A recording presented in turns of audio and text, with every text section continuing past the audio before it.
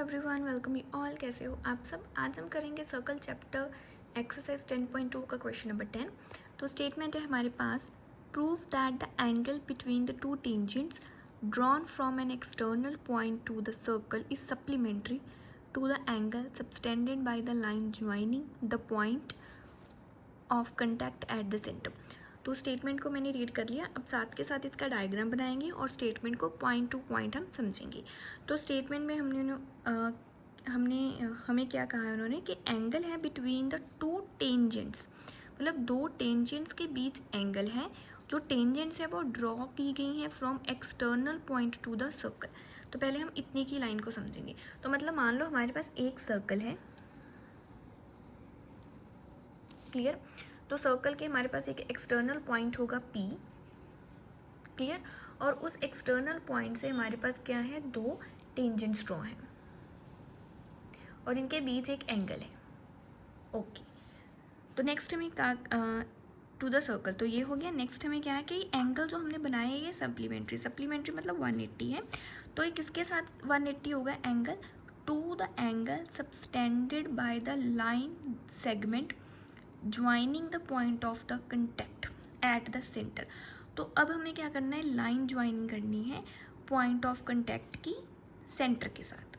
Okay, तो अब हमें पता है कि ये हमारा पॉइंट ऑफ कंटैक्ट है।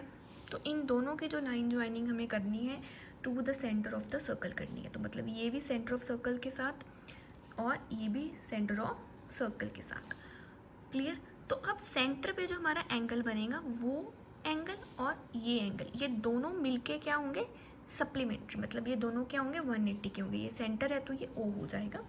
तो सपोज कर लेते हैं कि इसका नाम होगा A और इसका होगा B। तो अब हमें प्रूव करना है कि टेंजेंट्स का एंगल और लाइन ज्वाइनिंग एट सेंटर का एंगल, ये दोनों क्या है, सप्लीमेंट्री हैं। मतलब angle P plus angle O हमारे 180 डिग्री के होंगे, क्लियर। आपको स्टेटमेंट अच्छे से समझ आई। तो अब क्वेश्चन तो बहुत ईजी है।